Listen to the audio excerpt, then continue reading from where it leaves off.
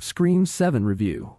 A couple welcome returns and good kills can't save a doomed slasher. There's no way Scream 7 would have a simple debut. The latest entry in the horror franchise leaves California for Indiana, when a new slate of Ghostface killings leaves a stark message for Sidney Prescott. While director Kevin Williamson's return is welcome, this outing is plagued by numerous problems that keep it from ever cohering as a project. When Radio Silence Productions took over the franchise, Scream V and VI introduced and followed a new set of characters in a narrative built around Sam Carpenter, Melissa Barrera, and her sister Tara, Jenna Ortega. When Barrera shared a post accusing Israel of genocide and ethnic cleansing, the UN since confirmed that Israel has committed genocide in the Gaza Strip.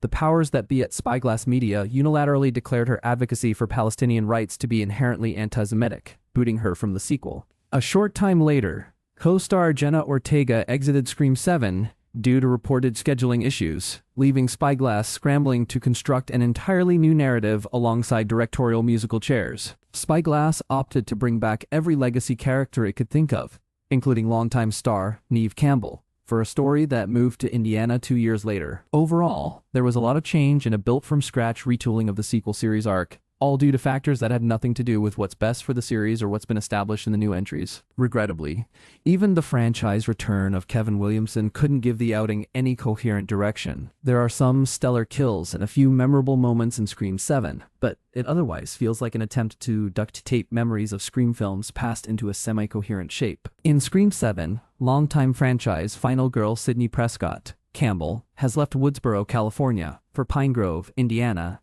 in an effort to truly leave the past behind. She works in a coffee shop while navigating motherhood, struggling to connect with her daughter, Tatum, Isabel May. As is always the case in her life, a new Ghostface appears, but this time it gives every appearance of being Stu Matcher, Matthew Lillard, despite the latter's apparent death in the original Scream. I'm not of the opinion that the Scream franchise particularly needs Sidney Prescott to work. The slasher franchise for and featuring horror fans should always have a bevy of potentially interesting characters to choose from, just as Sam Carpenter was a good character who fit the world better the further her entries went. That said, Neve Campbell is always a welcome addition to any horror film, and it's good to see her return. As her daughter, Isabel May gives a solid performance that evolves well as the narrative proceeds. While their mother-daughter dynamic does add tension, much of the narrative around it fails to make sense, however. Much is made of the pair's disconnect.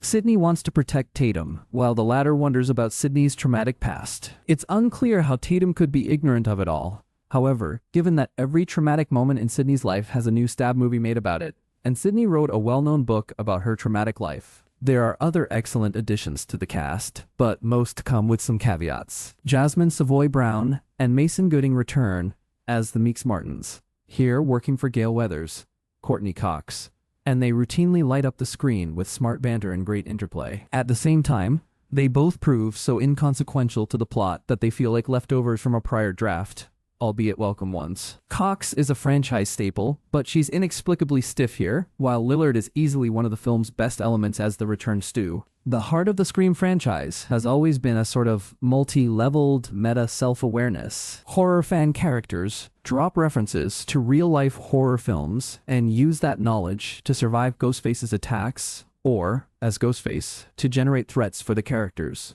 They are staple elements of the series. Adding to the franchise meta-commentary are the in-world series of stab films parodying the Scream franchise. They also break well-trod horror norms by frequently featuring multiple killers, none with superpowers, who are often animated by a connection to Sidney, however elaborate and implausible. A rarity for the series, the seventh entry consciously forgoes many of those larger elements, even having characters explicitly reject talk of rules and shut down attempts at meta-commentary. There's ample on-the-nose discussion of Sidney's return amidst snide rejections of the events of Scream 5 and 6, but the film's self-reference works less well when absent from a larger context of intelligent meta-discussion. There are exemplary kills in this iteration, but the reveals around these Ghostface killings leave much to be desired. As always, it's hard to explore thoroughly without spoilers, but some of the film's villainous happenings read both random and lackluster. Whereas Ghostface attacks often have some sort of personal connection, some major Ghostface activity has relatively loose, boring motivation.